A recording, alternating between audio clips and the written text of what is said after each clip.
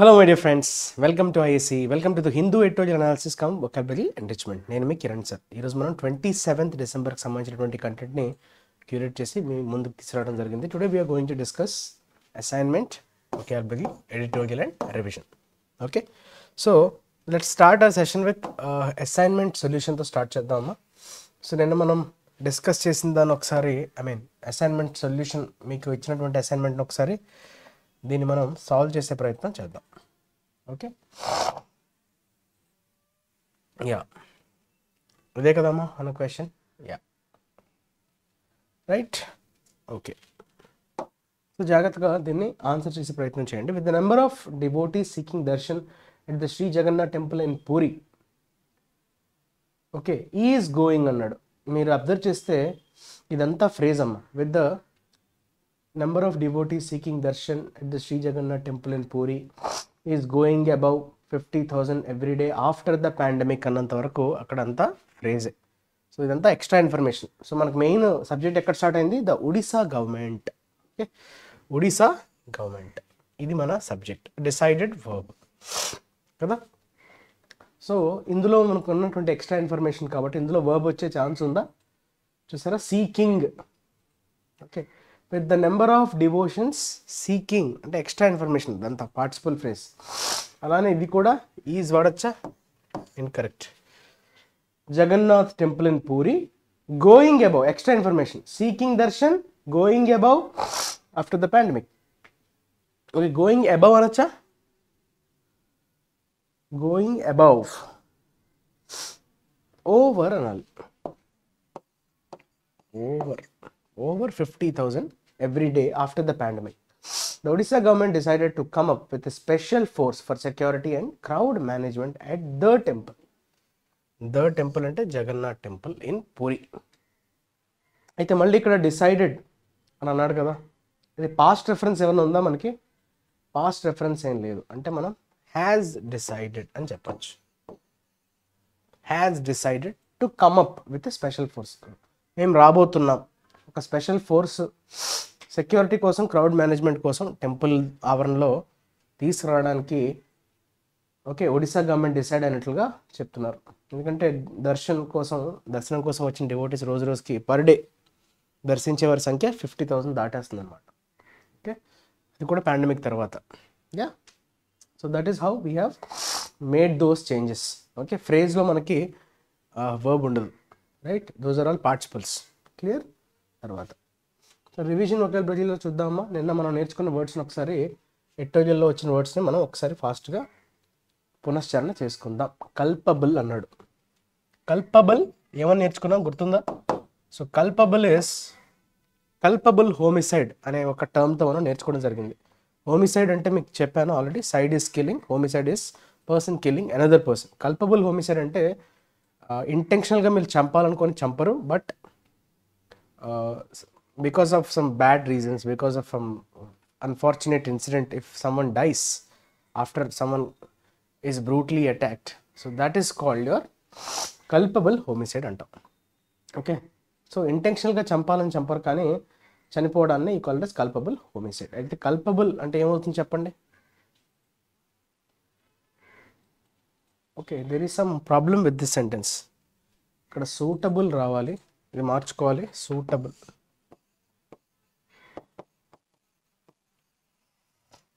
Existing or conditional situation. No, existing condition అనాలి. Okay, అది మార్చుకోండి అమ్మా. Existing or current condition or situation. Existing or current condition or situation. Okay, ఇది. అయితే ఇప్పుడు మనకి ఏం రావాలి? కల్పబుల్ అంటే మనం వారిని తప్పు అని చెప్పడం. కల్ప్రిట్ అంటాం కదా, కల్ప్రిట్ అంటే తప్పు చేసిన వాడిని కల్ప్రిట్ అంటాం. ఓషి. So culprit, culpable. కల్ప్ అంటే మనకి there is some wrong doing, mistake అని చెప్పడం, బ్లేమ్ అని చెప్పచ్చు. Okay, responsible, liable, guilty. Liable, responsible or you can say guilty. All these words are of same manner. Okay, blameworthy, liable, guilty. He has done some mistake, that is culpable. Okay, so option C will be your correct answer. తర్వాత status quo. Status quo అంటే ఏంటమ్మా? Existing situation, current. ప్రస్తుతం ఉన్న పరిస్థితులు, ప్రస్తుతం కొనసాగుతున్నటువంటి పరిస్థితులు, ప్రస్తుతం నెలకొన్నటువంటి స్థితిగతులను మనం స్టేటస్ కో అంటాం. So there is no change in the status quo, అంటే ప్రస్తుతం జరుగుతున్న వాటిలో ఎటువంటి మార్పులు చేర్పులు తీసుకురాలేదు అనే సిచ్యువేషన్లో మనం స్టేటస్ కో అంటాం. ఓకే, ప్రస్తుతం నడుస్తున్న ఎగ్జిస్ట్ అవుతున్నటువంటి కండిషన్ ఆర్ సిచ్యువేషన్. ఈ డెఫ్ట్ అంటే ఏంటమ్మా? స్కిల్ఫుల్, అడ్రాయిట్ అని అనుకున్నాం, గుర్తుందా? Skilful, deft is nothing but your skilful అని చెప్పొచ్చు. ఓకే, స్కిల్ఫుల్కి దగ్గరగా ఉండే వర్డ్ ఏది? ప్రొఫిషియంట్. ఇది సేమ్, అడ్రాయిట్ అన్నా, స్కిల్ఫుల్ అన్నా అంతేనా, డెక్స్టర్ అన్నా సేమ్. డెక్స్టరస్ అన్నా స్కిల్ఫుల్, ఇవన్నీ స్కిల్ఫుల్. Positive adjectives. డెఫ్ట్ అనే పదం positive adjective. Okay, positive adjective. Clear. Next pertinent అన్నాడు. పర్టినెంట్ ఎర్రర్స్ అంటారు. పర్టినెంట్ అంటే related to or suitable. Okay, pertinent. Okay, pertinent view, సంబంధించి, దాని రిలేటెడ్ టు అని చెప్తాం కదా. So that is pertinent. Pertinent is also an adjective. So దానికి రెలవెంట్గా ఉండే వర్డ్ చెప్పండి అమ్మ. Pertinent. So we have suitable అనొచ్చా? సూటబుల్, రెలవెంట్, ఇది ఈ వర్డ్. సూటబుల్ అనొచ్చు, రెలవెంట్ అనొచ్చు, ఫిట్ అనొచ్చు. Okay, all these words mean the same. So F will be your correct answer. తర్వాత గ్రాస్ నెగ్లిజెన్స్ అంటారు. తీవ్రమైన గ్రాస్ నెగ్లిజెన్స్, గ్రాస్ ఇనాడిక్వసీస్ కదా. గ్రాస్ నెగటివ్ వర్డ్స్తో వచ్చే యాడ్జెక్టివ్ అది. ఓకే, ఓపెన్గా, నిస్సిగ్గుగా, నిర్లజ్జగా, gross, it's a negative word. So దానికి దగ్గరగా ఉండే వర్డ్ ఏదమ్మా? ఆబ్వియస్ అనొచ్చు. ఆబ్వియస్, ఫ్లాగ్రెంట్, చూడండి ఈ వర్డ్స్. ఆబ్వియస్, ఫ్లాగ్రెంట్. తర్వాత ఏ వర్డ్స్ ఉన్నాయి? కాన్స్పిక్యూయస్, అంటే చాలా క్లియర్గా, స్పష్టంగా అది తప్పని కనిపించడం, ఎవరు కూడా తప్పని బుకాయించడానికి వీల్లేని పరిస్థితి. గ్రాస్ మిస్యూజ్ అంటారు, గ్రాస్ మిస్టేక్ అని అంటారు, గ్రాస్ సంథింగ్ నెగిటివ్ వర్డ్స్ అనేవి గ్రాస్తో వస్తుంటుంది. సో గ్రాస్, మనకి నార్మల్గా గ్రాస్ అంటే అర్థం ఏంటి? మీకు గ్రాస్ ఎంత అని అంటారు కదా, నెట్ గ్రాస్ కదా. గ్రాస్ నుంచి ట్యాక్సెస్ కట్ చేసేస్తే మనకి నెట్ వస్తుంది కదా. మన ఎక్స్పెండిచర్, మన ఖర్చులన్నీ తీసేస్తే గ్రాస్ నుంచి, so you'll get the net. So ఆ గ్రాస్ వేరు, గ్రాస్ డొమెస్టిక్ ప్రొడక్ట్. కానీ ఇక్కడ గ్రాస్ అన్నది ఓపెన్గా, అంటే ఆబ్వియస్గా, వెరీ క్లియర్ అన్నట్టుగా. సో ఎవరు కూడా నిర్వివాదాంశం అంటారు, నిర్వివాదాంశం, దాన్నే గ్రాస్ అని అంటారు. Obvious, conspicuous means which is very clear, which is very obvious. So దాన్ని ఎవరు కూడా తప్పుపడడానికి లేదు. ఫ్లాగ్రెంట్ అని కూడా చెప్పచ్చు. ఇవన్నీ adjectives. Okay, so that is used in negative context. తర్వాత ఇంపేర్ అన్నాడమ్మా. ఇంపేర్ అంటే ఏంటమ్మా? దేనైనా పెయిర్ అంటే ఏంటి? రెండుగా ఉండడం. దాన్ని ఇంపేర్ చేయడం అంటే మీరు దాన్ని డ్యామేజ్ చేస్తున్నారు.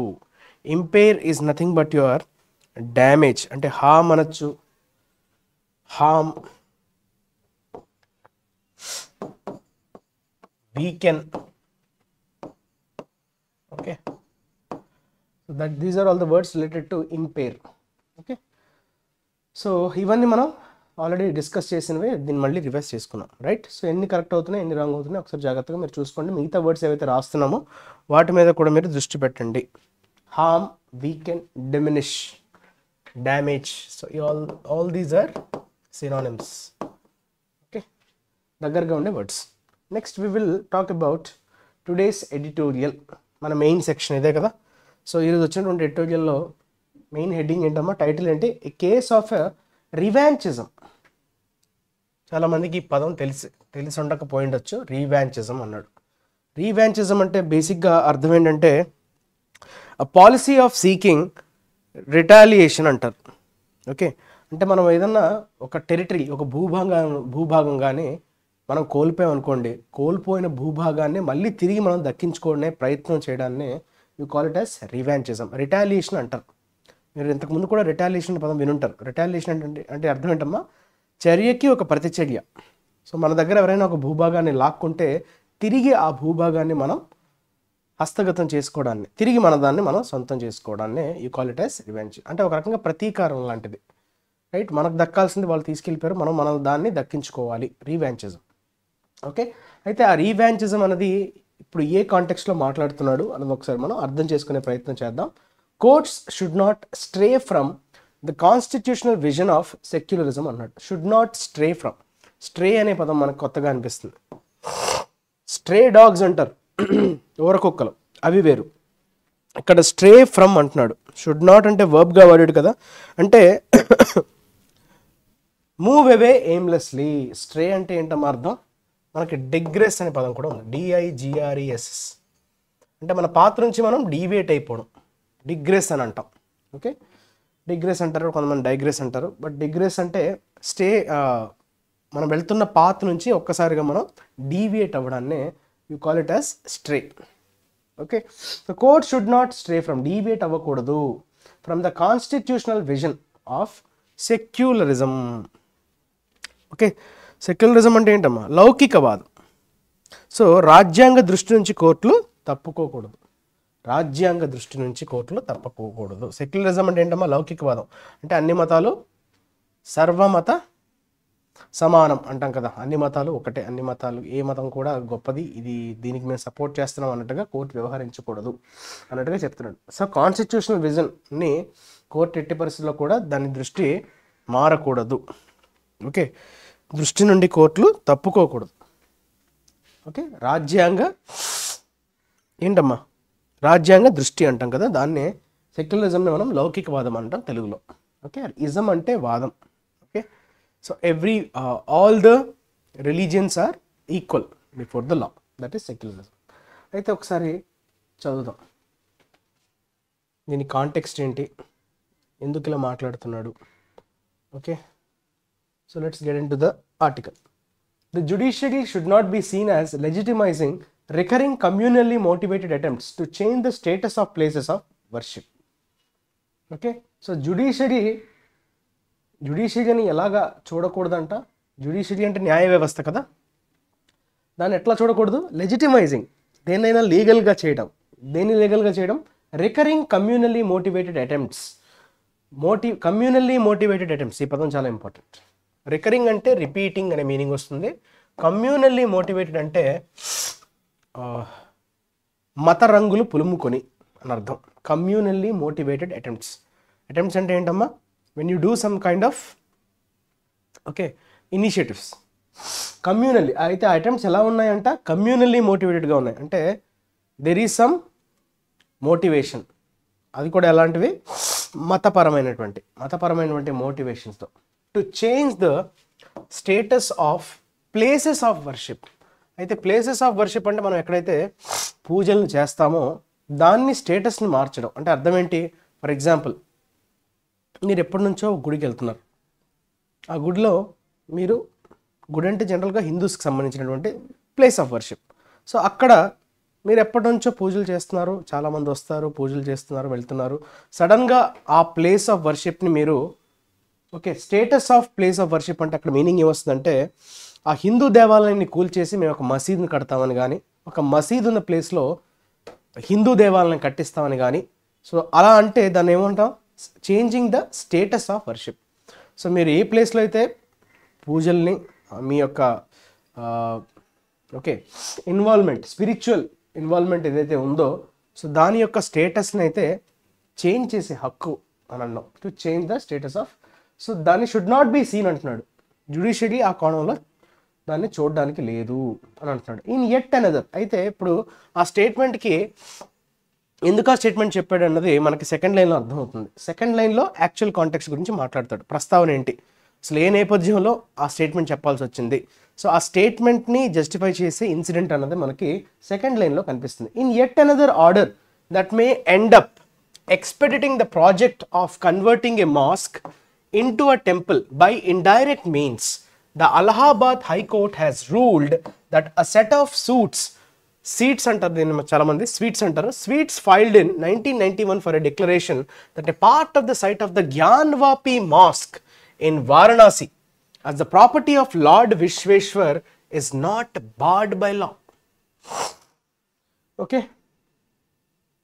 ఒక మాస్క్ని టెంపుల్గా మార్చే చర్యలో భాగంగా ఓకే మే ఎండప్ అన్నట్టు చూసారా. ఎక్స్పెడిటింగ్ అంటే ఏంటమ్మా, దేనైనా ఫాస్ట్గా చేయడం. Expediting means when you're trying to change something in process ఏదైనా ఫాస్ట్గా జరిగితే దాన్ని మనం ఎక్స్పెడిట్ అంటాం. అయితే దేన్ని త్వరగా కంప్లీట్ చేయడం అమ్మా, the project of converting a mosque. ఒక మాస్క్ని టెంపుల్ లాగా, అది కూడా indirect means, not directly. So ఆ కేసులో భాగంగా అలహాబాద్ హైకోర్టు ఏమని తీర్పునిచ్చింది, set of suits filed in 1991, 1991లో కొన్ని సీట్స్ అనేవి, స్వీట్స్ అంటే అక్కడ మన అర్థం ఏంటంటే కేసెస్ ఫైల్ అవడం. ఓకే, వ్యాజ్యాలు అంటారు కదా, వ్యాజ్యాలు అంటాం తెలుగులో. స్వీట్స్ అంటే అక్కడ స్వీట్ అని పలకాలి, SUIT. స్వీట్స్ అంటే వ్యాజ్యాలు.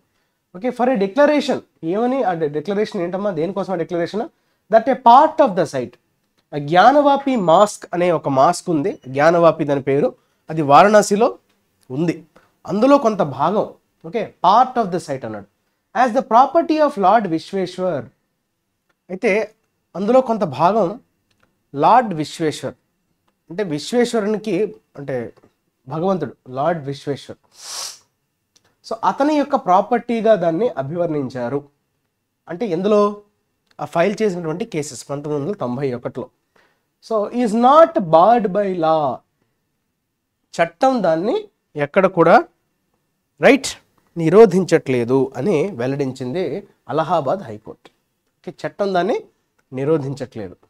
ఓకే, సో జ్ఞానవాపి మాస్క్లో కొంత భాగం ఓకే లార్డ్ విశ్వేశ్వర్కి చెందింది అనేటువంటి ఒక స్వీట్ ఏదైతే ఫైల్ అయిందో దాన్ని మేము ఎట్టి పరిస్థితుల్లో కూడా న్యాయపరంగా, చట్టపరంగా దాన్ని మేము ఎక్కడ కూడా నిరోధించట్లేదు అని కోర్టు వెల్లడించింది, అలహాబాద్ హైకోర్టు.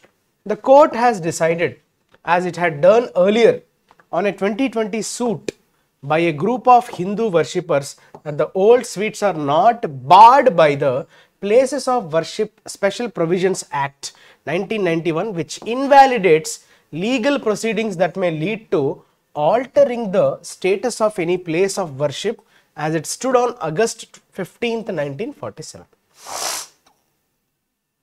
అంతకుముందు 2022లో ఒకసారి జరిగినటువంటి ఒక ఇన్సిడెంట్ని గుర్తు చేస్తున్నాడమ్మా. అయితే అందులో కేసుని ఫైల్ చేసింది ఎవరంటే group of Hindu worshippers, Hindu మతానికి చెందినటువంటి కొంతమంది భక్తులు, వర్షిప్పర్స్. ఓకే, హిందూ ధర్మాన్ని పాటించిన వాళ్ళు ఏం చేశారంటే వాళ్ళొక స్వీట్ని కేసుని ఫైల్ చేశారు, 2022 వ్యాజ్యాన్ని దాఖలు చేశారు. That the old suits are not old suits. Okay, అంటే పాత వ్యాజ్యాలు ఏవైతే ఉన్నాయో వాటిని ఎక్కడ కూడా నిరోధించడానికి లేదు. Okay, not board, stopped. Okay, board నిరోధించడం. అయితే దేని ప్రకారంగా, by the places of worship special provisions act. ఈ చట్టం 1991లో పాస్ అయినటువంటి ప్లేసెస్ ఆఫ్ వర్షిప్ యాక్ట్ అని అంటారు దాన్ని. సో దానివల్ల ఓకే ఓల్డ్ సూట్స్ని ఎక్కడ కూడా, ఓల్డ్ వ్యాజ్యాలు ఏవైతే ఉన్నాయో వాటిని ఎక్కడ కూడా బార్ చేయకూడదు. అది వాళ్ళు వేసినటువంటి పిటిషన్ 2022లో, విచ్ ఇన్వాలిడేట్స్. అయితే ఈ యాక్ట్ యొక్క పని ఏంటి, ప్లేసెస్ ఆఫ్ వర్షిప్ యాక్ట్, ఈ చట్టం చేసే పని ఏంటంటే విచ్ ఇన్వాలిడేట్స్. ఇన్వాలిడేట్స్ అంటే మీనింగ్ ఏంటమ్మా, దేన్నైనా తిరస్కరించడం, ఇన్వాలిడేట్. చెల్లదు అని చెప్పడం, దాన్నే మనం ఇన్వాలిడేట్ అంటాం. ఓకే, చెల్లదు. దేన్ని చెల్లకుండా చేస్తుందమ్మా, చెల్లనివ్వకుండా. Legal proceedings that may lead to, ఏవైనా లీగల్గా ఒక ప్లేస్ ఆఫ్ వర్షిప్ని చేంజ్ చేసే విధంగా ఏవైనా అటెంప్ట్ జరిగితే అటువంటి లీగల్ ప్రొసీడింగ్స్ని చెల్లకుండా చేసేదే దీని పని, places of worship special provision act 1991. So ఎవరైనా చేంజ్ చేసే ప్రయత్నం కానీ చేస్తే కనుక దాన్ని నిరోధిస్తుంది, దాన్ని చెల్లనివ్వకుండా చేస్తుంది ఈ పర్టికులర్ చట్టం. Okay, place of worship special provisions act 1991. As it stood on August 15, 1947. అప్పుడే మనకి ఇండిపెండెన్స్ వచ్చింది కదా. సో అప్పటి వరకు స్టుడ్ ఆన్ అంటే అప్పుడు ఉన్న. So in what seems to be specious reasoning. Specious అంటే డౌట్ఫుల్. స్పీషియస్ అనేది నెగటివ్ కోణంలో వాడే ఒక పదం. ఓకే, స్పెక్యులేషన్స్ అంటాం కదా. So speculations, specious. So superficially plausible but actually wrong. అంటే బయటికి కనిపిస్తుంది కానీ రైట్ లాగా, బట్ యాక్చువల్గా రాంగ్. దాన్నే మనం స్పీషియస్ రీజనింగ్. రీజనింగ్ అంటే లాజిక్.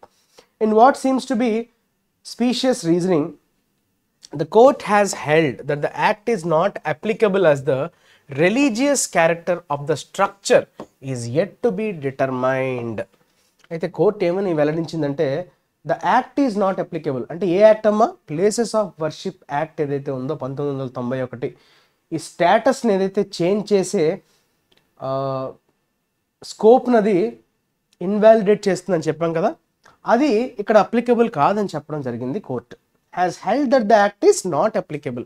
అది ఈ విషయంలో ఇప్పుడున్నటువంటి కాంటెక్స్లో అది అప్లికబుల్ కాదు అని వెల్లడించింది కోర్టు. అయితే ఎందుకంట? రీజన్ ఏంటి? As the religious character of the structure. అయితే అక్కడ ఉన్న స్ట్రక్చర్ ఏదైతే ఉందో, స్ట్రక్చర్ అంటే ఏదైతే జ్ఞానవాపి మాస్క్ అని అంటున్నారో, సో దాని యొక్క స్ట్రక్చర్ని ఇప్పటి వరకు అది డిటర్మైన్ చేయలేకపోతున్నారు. Religious character. రిలీజియస్ క్యారెక్టర్ అంటే అర్థం ఏంటి? అది ఏ మతానికి చెందింది? నిజంగా అది ముస్లిమ్స్కి చెందిందా?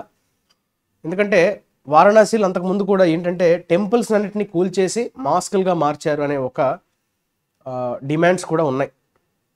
సో అది బేసిక్గా హిందూ మతానికి చెందింది అని కొంతమంది, లేదు మాస్కే అని కొంతమంది. సో దీనివల్ల మనకి నిర్ధారణంగా ఖచ్చితంగా రుజువులు ఏమీ లేవు. ఇది ఖచ్చితంగా మాస్కే, ఇది ఖచ్చితంగా హిందూ మతానికి చెందినటువంటి దేవాలయమే అని చెప్పడానికి మన దగ్గర కాంక్రీట్ ప్రూఫ్స్ లేవు.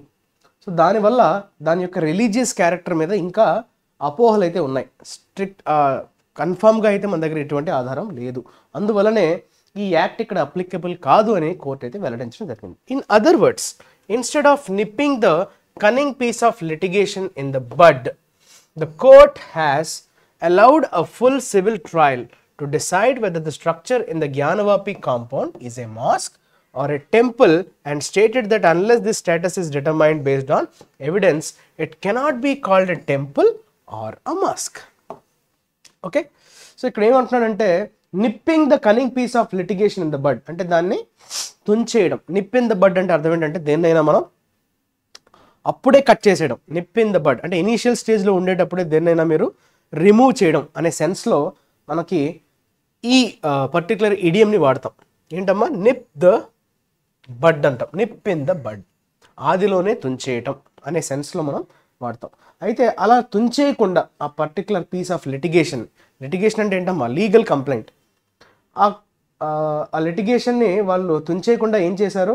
కోర్టు ఏం చేసిందంటే ఒక సివిల్ ట్రయల్ కోసం అయితే అలౌ చేసిందంట. ట్రయల్ అంటే అక్కడ మీనింగ్ ఏంటమ్మా? విచారణ చేపట్టడానికి ఏం చేసింది? అలౌ చేసిందంట. అయితే ఆ విచారణ దేనికోసం? To decide whether the structure in the Gyanvapi compound is a mask. అయితే ఆ జ్ఞానవాపి అనే ప్లేస్లో ఆ కాంపౌండ్లో ఉండేటువంటి స్ట్రక్చర్ ఏదైతే ఉందో, ఆ నిర్మాణం ఏదైతే ఉందో, అది మాస్కా లేదంటే టెంపులా, అది మీరు ఇన్వెస్టిగేట్ చేయాలి. అలానే దాని యొక్క స్టేటస్ అన్నది నిర్ధారణకి వచ్చేంత వరకు బేస్డ్ ఆన్ సమ్ ఎవిడెన్సెస్, ఊరికనే చెప్పడం కాదు. సో కొన్ని సాక్ష్యాధారాలతో రుజువైనంత వరకు దాన్ని టెంపుల్గా కూడా పరిగణించకూడదు, అలానే మాస్గా కూడా పరిగణించలేము అని కోర్టు అయితే చెప్పడం జరిగింది. Such an approach may only end up driving modern society into a revanchist mindset seeking to avenge medieval depredations. అయితే అటువంటి విధానం, సచ్ అన్ అప్రోచ్ అంటే అట్లా చేయడం అనేది దేనికి దారి తీయచ్చు? మే ఓన్లీ ఎండ్ అప్ అంటే మే అంటే పెర్హాప్స్, జరిగే అవకాశం ఉంది అని చెప్పడం, పాసిబిలిటీని చెప్తుంది. సో ఎటువంటి సిచ్యువేషన్కి దారి తీయచ్చు అంటున్నాడు? డ్రైవింగ్ మోడర్న్ సొసైటీ, ప్రస్తుతం ఉన్నటువంటి సమకాలీన సొసైటీ ఏదైతే ఉందో దాన్ని ఎటువైపు డ్రైవ్ చేస్తున్నట్టుగా ఉంది? Into a revanchist mind set, అంటే ప్రతీకారం తీసుకునేటట్టు. ఓకే, ఆ మైండ్ సెట్తో మనం డ్రైవ్ అవుతున్నట్టుగా కనిపిస్తూ ఉంది. ఆ విధంగా మనల్ని డ్రైవ్ చేస్తున్నట్టుగా మోడర్న్ సొసైటీని ఒక రివాంచిస్ట్ మైండ్ సెట్ వైపు తీసుకెళ్తున్నట్టుగా ఈ అప్రోచ్ అయితే కనిపిస్తుందని చెప్తున్నాడు. సీకింగ్ టు అవెంజ్ అంటే టు టేక్ రివెంజ్. ఓకే, ప్రతీకారం తీర్చుకోవాలనేటువంటి ఒక మైండ్ సెట్. మెడివల్ డిప్రెడేషన్ అంటే మధ్యయుగంలో జరిగినటువంటి కొన్ని దాడులు, దోపిడీలు అంటాం కదా, ప్లండరింగ్ అంటారు. ప్లండరింగ్ ఆర్ లూటింగ్, ఈ పదాలు చాలా ఇంపార్టెంట్ అమ్మా. ప్లండర్ అనొచ్చు, లూట్ అనొచ్చు. సో దోచుకోవడం, దాన్నే డిప్రెడేషన్స్ అంటారు. ఓకే, సో మధ్యయుగంలో జరిగినటువంటి ఈ ప్లండరింగ్స్ని లూటింగ్స్ని తలపించే విధంగా ఈ రివాంచిస్ట్ మైండ్ సెట్ వైపు మనల్ని తీసుకెళ్తున్నట్టుగా ఈ మోడర్న్ సొసైటీని డ్రైవ్ చేస్తున్న విధంగా ఈ అప్రోచ్ అయితే ఉంది అన్నట్టుగా చెప్పడం జరిగింది. సో ఆథర్ యొక్క ఒపీనియన్ అది. So he is against. Okay, so in the case of the 2022 sweets by women worshippers, the court had noted that the proceedings were aimed at asserting a right to worship the deities on the mosque precincts and not to convert it into a temple. 2022లో file చేసినటువంటి వ్యాజ్యాలు ఎవరైతే file చేశారమ్మా, అక్కడ ఉన్నటువంటి women worshippers కొంతమంది file చేశారు suit. అప్పుడు కోర్ట్ ఏమని అబ్జర్వ్ చేసిందంట, court had noted that the proceedings were aimed at, అయితే వాళ్ళు చేసినటువంటి ఆ కంప్లైంట్స్ కానీ ఆ వ్యాజ్యాలు ఏవైతే ఉన్నాయో వాటి యొక్క మెయిన్ లక్ష్యం ఏంటంట, asserting A right to worship, మాకు కేవలం పూజ చేయడానికి ఒక అనుమతిని మాత్రమే ఇవ్వండి, ఓకే, మాకు ఆ హక్కుని కల్పించండి అని మాత్రమే ఉంది. అయితే అది మాస్క్ ప్రెసింగ్స్ అంటున్నాడు. ప్రెసింగ్స్ అంటే అక్కడ అర్థం ఏంటి, సరౌండింగ్స్ అనే మీనింగ్ వస్తుంది. ఆ మాస్క్ ప్రెమిసెస్లో, ఆ మాస్క్ బౌండరీస్లో, ఆ మాస్క్ లిమిట్స్లో మేము పూజ చేసుకునేటందుకు మాకు హక్కునైతే ఇవ్వండి, ఓకే, ఇవ్వండి అన్నట్టుగా వాళ్ళు చాలా అసెట్ చేశారు, అంటే చాలా నొక్కి వక్కాణించారు. And not to convert it into a temple, దాన్ని మేము టెంపుల్గా కన్వర్ట్ చేయము అన్నట్టుగా చెప్పింది court. Not to convert it into a temple, టెంపుల్గా కన్వర్ట్ చేయం, కానీ అక్కడ వర్షిప్ చేసుకునేందుకు వీలుగా, okay, we will give you the right అన్నట్టుగా. హౌఎవర్, కాకపోతే the 1991 suits explicitly seek a declaration that the main part of the site is a mosque and also want the mosque administrators to remove all their religious effects. 1991 చాలా క్లియర్గా చెప్పింది. 1991లో నమోదైనటువంటి ఆ వ్యాజ్యాలు ఏవైతే ఉన్నాయో అందులో చాలా క్లియర్గా స్పష్టంగా ఏమని మెన్షన్ చేసింది, సీక్ ఏ డిక్లరేషన్, ఒక తీర్మానం, డిక్లరేషన్ ఏంటది తీర్మానం, main part of the site is a mosque. So ఆ మెయిన్ పార్ట్ ఒక మాస్క్ అని, అలానే ఆ మాస్క్ని ఎవరైతే అడ్మినిస్టర్ చేస్తారో, అంటే దాని వ్యవహారాన్ని నడిపించే వారిని మనం అడ్మినిస్ట్రేటర్స్ అంటాం, ఆ మాస్క్ని నడిపే వాళ్ళు, to remove all their religious effects, okay, మతపరమైనటువంటి అవుట్కమ్స్ అని అంటాం కదా, ఎఫెక్ట్స్, వాటిని రద్దు చేయాలి, ఓకే.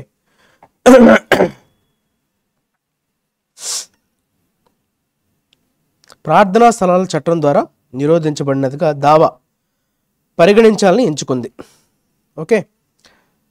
మసీదు నిర్వాహకులు వారి మతపరమైన ప్రభావాలన్నింటినీ తొలగించాలని స్పష్టంగా కోరుతున్నారు. ప్రభావాలు, ఓకే, రిలీజియస్ మతపరమైనటువంటి ప్రభావాలు. Despite this explicit relief being sought, the court has chosen to treat it as a suit that is maintainable and not barred by the places of worship act. So ఈ places of worship act అనే చట్టం వల్ల దాన్ని నిరోధించదలుచుకోవట్లేదు, not barred అంటున్నాడు. So దాంతో దాన్ని నిలువరించడం, దాన్ని ఏమంటామో, బార్డ్ అంటే ఎగ్జాక్ట్గా ఈ కాల్ ఇట్ ఎస్ నిరోధించడం అంటాం కదా. సో ఈ ప్లేసెస్ ఆఫ్ వర్షిప్ యాక్ట్ కింద దాన్ని నిరోధించకుండా చేసిందనమాట కోర్టు, ఎంచుకుంది ఆ మార్గాన్ని, ఓకే. మెయింటైనబుల్, సో దాన్ని కొనసాగించవచ్చు. The order has also upheld the order for a survey of the premises by the Archaeological Survey of India, but asked for the ASI survey done on the basis of 2020 suits for the purpose of deciding the 1991 suites also. Court ఏమని support చేసిందంట, upheld అంటే ఏంటమ్మా, దేన్నైనా support చేయడం, కరెక్టే అని సమర్థించడాన్ని మనం upheld అంటాం. The order has also upheld, దేన్ని కూడా స్వాగతించిందంట, for a survey of the premises, అక్కడ ఉన్నటువంటి ఆ సరౌండింగ్స్ని సర్వే చేయడానికి, అది కూడా ఎవరి చేత, ఆర్కియలాజికల్ సర్వే ఆఫ్ ఇండియా చేత దాని యొక్క ప్రిమైసెస్ని, దానికి ఉన్న సరౌండింగ్స్ని, దానికి ఉన్న లిమిట్స్ని, దానికి ఉన్న బౌండరీస్ని సర్వే చేయమని వచ్చిన ఆర్డర్ని సపోర్ట్ చేసింది. But asked for the ASI survey done on the basis of 2020 suits. 2022లో నమోదైనటువంటి ఈ వ్యాజ్యాలని బేసిస్ చేసుకొని ఈ ఏఎస్ఐ సర్వే అయితే జరగాలి అన్నట్టుగా చెప్పింది, okay. It has provided for a further survey if necessary, ఒకవేళ అవసరమైతే ఫర్దర్గా ఇంకొక సర్వేని కూడా మీరు తయారు చేసుకోవచ్చు అన్నట్టుగా చెప్పడం జరిగింది. What is disconcerting? అయితే మనసుకి నొప్పించేది ఏంటి? Disconcerting in the high court order is that it claims that the dispute raised in the case is of vital national importance. ఇది పెద్ద ప్రాబ్లం. డిస్కన్సర్టింగ్ అనే పదం వాడాడు చూసారా? సో ఇందులో చాలా విస్తుగొలిపే విషయం ఏంటి అంటే జాతీయ ప్రాముఖ్యత కలిగినది అన్నాడు. వైటల్ నేషనల్ ఇంపార్టెన్స్, జాతీయ ప్రాముఖ్యత. వైటల్ అంటే ఏంటమ్మా? Importance. Okay, vital national importance, ప్రాముఖ్యత అంటాం, అంతేనా? సో అవసరమైతే తదుపరి సర్వే కోసం ఇది అందించబడింది. హైకోర్టు ఆదేశంతో విస్తుగొలిపే విషయం ఏంటంటే కేసులో లేవనెత్తిన వివాదం జాతీయ ప్రాముఖ్యత కలిగినది అని పేర్కొంది. అక్కడ అది వివాదం అయింది, జాతీయ ప్రాముఖ్యత కలిగినది. This is an outstanding claim for a judicial institution to make while adjudication litigation between two parties. Okay, so ఆ సెంటెన్స్ని జాగ్రత్తగా అర్థం చేసుకునే ప్రయత్నం చేయండి. ఒక న్యాయ సంస్థ రెండు పక్షాల మధ్య వ్యాజ్యాలను విచారించే సమయంలో ఒక న్యాయ సంస్థ చేసే ఆశ్చర్యకరమైన వాదన ఇది. ఓకే, చాలా ఆశ్చర్యానికి గురి చేస్తుంది. రెండు పార్టీల మధ్య, రెండు పార్టీలు ఇక్కడ కదా, రెండు పక్షాలు. సో వారి వ్యాజ్యాలను విచారించే సమయంలో ఒక న్యాయ సంస్థ చేసే ఆశ్చర్యకరమైన వాదనగా దీన్ని చెప్తున్నారు. ఎందుకంటే న్యాయ వ్యవస్థ, ఈ జ్యుడిషియరీ న్యాయ వ్యవస్థ must stay committed to the constitutional vision of secularism and enforce the statutory bar on converting or reconverting the status of places of worship. Okay, so ఈ న్యాయ వ్యవస్థ చేయాల్సినటువంటి పని ఏంటమ్మా? రాజ్యాంగ దృష్టికి కట్టుబడి ఉండాలి. లౌకికవాదం, ఓకే, లౌకికవాదం యొక్క రాజ్యాంగ దృష్టికి కట్టుబడి ఉండాలి న్యాయ వ్యవస్థ. అలానే ప్రార్థనా స్థలాల స్థితిని మార్చడం లేదా తిరిగి మార్చడంపై చట్టబద్ధమైన అడ్డంకిని అమలు చేయాలి. ఓకే, దాన్ని అమలు చేయాల్సినటువంటి అవసరం జ్యుడిషియరీ మీద ఉంది. Okay, enforce the statutory bar అన్నాడు. ఎన్ఫోర్స్ అంటే దాన్ని ఇంప్లిమెంట్ చేయడం అనే మీనింగ్ వస్తుంది. ఓకే, దాన్ని అమలుపరచడం, ఎన్ఫోర్స్. స్టాట్యూటరీ బార్, బార్ అంటే నిరోధం, ఎవరైనా ఆపే ప్రయత్నం చేయడం, అది కూడా చట్టపరంగా. On converting or reconverting the status of place of worship, ఎవరైనా దాన్ని మార్చాలి అని అనుకుంటే దాన్ని ఆపే ప్రయత్నం అయితే చేయాలి. అది కూడా సెక్యులరిజంని దృష్టిలో ఉంచుకుంటూ, లౌకికవాదాన్ని దృష్టిలో ఉంచుకుంటూ అది కోర్టు చేయాల్సిన పని. కానీ నేషనల్ ఇంపార్టెన్స్గా దీన్ని పరిగణించడం వెనక సో అది కరెక్ట్ కాదు, అంటే కోర్టు ఇచ్చినటువంటి జడ్జిమెంట్తో ఏకీభవించట్లేదు. అది మనకి ఎడిటోరియల్ ద్వారా ఈరోజు మనకి అర్థమైంది, రైట్? సో ఇక్కడ చూడండి, పదాలు జాగ్రత్తగా చూసుకోండి. ప్రిసింగ్స్ అన్నాడు, explicitly, upheld, bar, enforce. Next we will talk about vocabulary. Adjourn. Court is adjourn అంటారు కదా, ద సెషన్ ఈజ్ అడ్జర్న్ అంటారు కదా. అడ్జర్న్ అంటే పోస్ట్పోన్ అవడం, కొంత టైంకి పోస్ట్పోన్ చేయడాన్ని you call it as adjourn. దానికి పోస్ట్పోన్ అనొచ్చు, ప్రోరోగ్ అనొచ్చు, స్టే అంటే కొంతసేపు నిలిపివేయటం, తాత్కాలిక నిలిపివేత అంటాం తెలుగులో. The meeting was adjourn until Tuesday. So Monday వరకు, మంగళవారం వరకు దాన్ని సస్పెండ్ చేస్తున్నట్లుగా అర్థం. To have a pause or rest, so కొంత విరామం ప్రకటించడం, మళ్ళీ అది మొదలయ్యేంత వరకు. Next obstinacy it's noun. Obstinate, this is your adjective, దీని నౌన్ ఫామే ఆబ్స్టినసీ. స్టిఫ్నెస్, రిజిడిటీ అంటే చాలా బాగా మొండిగా అంటాం కదా. ఆబ్స్టినేట్ అంటే మొండి, దేనికైతే ఫిక్స్ అవుతామో దానికి బాగా కట్టుబడి ఉండడం, ఎక్కడ కూడా మనం డీవియేట్ అవ్వకుండా, ఫ్లెక్సిబుల్గా ఉండకుండా, రిజిడ్గా ఉండడం. The obstinacy of the human spirit, the quality or condition being stubborn. Stubborn అనే పదం కూడా వాడతాం, మొండిగా ఉండడం, right? Obstinacy. Next luminary. Luminous అంటాం కదా, ల్యూమినస్ అంటే బ్రైట్. ల్యూమినరీ అంటే ఎవరంటే those who are experts in their respective fields, వారి ఫీల్డ్స్లో, రంగాల్లో నిష్ణాతులను ఉద్దేశించి మనం ల్యూమినరీస్ అంటాం. అంటే ఎవరు? డిగ్నిటరీస్ అనొచ్చు, నోటబుల్ అనొచ్చు, ఎక్స్పర్ట్స్ అనొచ్చు. A person who is famous and important in a particular area of activity. ఏదైనా ఒక రంగానికి సంబంధించినటువంటి నిష్ణాతుడినే మనం లుమినరీ అంటాం. Luminaries of stage and screen assembled for last night's award ceremony. So award సెరమనీకి వీళ్ళందరూ హాజరయ్యారు. ఎవరమ్మా? వాళ్ళు స్టేజ్ అండ్ స్క్రీన్కి సంబంధించినటువంటి లుమినరీస్, అంటే యాక్టర్స్ అని అర్థం. ఓకే, గొప్ప యాక్టర్స్. ఇన్ఫాలిబుల్, ఇది యాడ్జెక్టివ్, ఐబిఎల్ఈ కదా, so it's an adjective. Fallible, infallible. Fallible అంటే అర్థం ఏంటమ్మా? ఫాలిబుల్ మీన్స్ మిస్టేక్స్ జరగడానికి అవకాశం ఉంటే that is fallible. Infallible means mistakes చేయడానికి అవకాశం లేకపోవడం ఇన్ఫాలిబుల్. అంటే అన్ఫెయిలింగ్ అనొచ్చు, ఫ్లాలెస్ అనొచ్చు, ఇంపెక్కబుల్ అనొచ్చు. అంటే మిస్టేక్ జరగడానికి ఛాన్స్ లేకపోవడం, never wrong or failing or making a mistake. Even the experts are not infallible, not infallible అన్నాడు. మిస్టేక్స్ ఎక్కడ కూడా వాళ్ళు చేయకుండా ఉండలేరు, వాళ్ళు కూడా అతీతులేం కాదు, అందరూ కూడా మిస్టేక్స్కి ప్రోనే, అందరూ మిస్టేక్స్ చేస్తారని అర్థం. ఎక్స్పర్ట్స్ కూడా చేసి ఉంటారు, వాళ్ళు ఇన్ఫాలిబుల్ కాకుండా ఉండడం కూడా సాధ్యపడదు అని చెప్తున్నాడు. ఓకే, అంటే ఫ్లాలెస్గా ఉండడం ఎవరి వల్ల సాధ్యం కాదు కదా, ఫ్లాస్, మిస్టేక్స్. క్లామర్, క్లామర్ అంటే మీ యొక్క ఏమంటాం, వ్యతిరేకత. మీరు ఎప్పుడైనా మీరు ఏదైనా విషయం పైన వ్యతిరేకతని ఒక పెద్ద సౌండ్తో అందరూ కలిసి ఒక్క గొంతుతో మీరు యొక్క ఆవేశాన్ని కానీ మీ యొక్క వ్యతిరేకతను కానీ మీరు తెలియజేయడాన్నే యూ కాల్ ఇట్ యాస్ క్లామర్. దాన్ని అప్రోర్ అనొచ్చు, కమ్మోస్ట్ అనొచ్చు, అంటే తీవ్ర స్థాయిలో.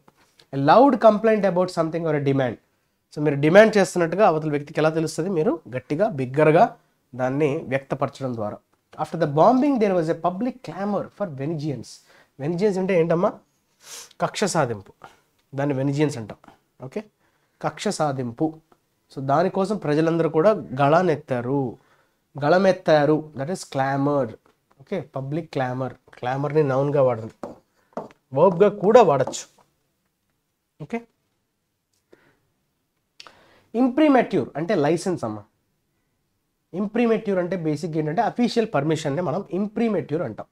చూడండి, when he suspended the constitution and dissolved Congress, he had the imprimatur of the armed forces యొక్క పర్మిషన్, వారి యొక్క అఫీషియల్ పర్మిషన్నే మనం ఏమంటాం అంటే ఇంప్రిమేట్యూర్ అంటాం. ఎండోర్స్మెంట్, వారెంట్, శాంక్షన్ అంటే అప్రూవల్ అనే కదా, లైసెన్స్ అనే కదా, ఆ మీనింగ్ వస్తుంది అఫీషియల్ పర్మిషన్. ఇవేడ్ వర్బ్ అంటే ఎస్కేప్ అనే మీనింగ్ వస్తుంది.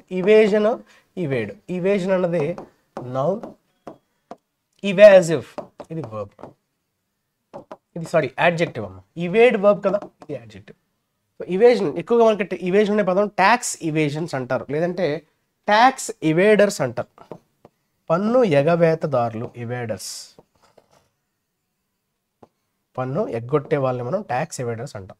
ఓకే, సో ఎల్యూడ్ అనొచ్చు, అవాయిడ్ అనొచ్చు, ఎస్కేప్ అనొచ్చు, డాడ్జ్, ఇవన్నీ కూడా తప్పించుకోవడం అనే మీనింగ్ వస్తుంది. Avoid, elude and dodge.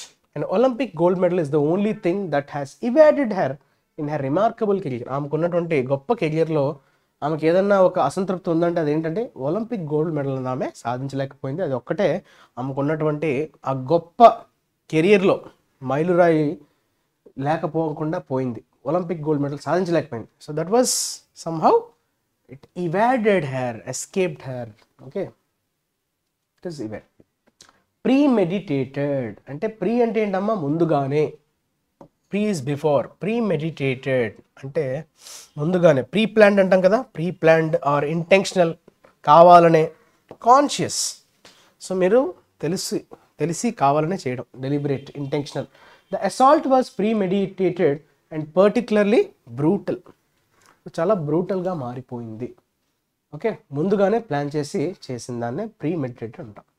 Okay, a crime done after being thought or carefully planned, బాగా కేర్ఫుల్గా ప్లాన్ చేసి ఎగ్జిక్యూట్ చేసింది, అప్పటికప్పుడు ఏదో చేసింది అయితే కాదు.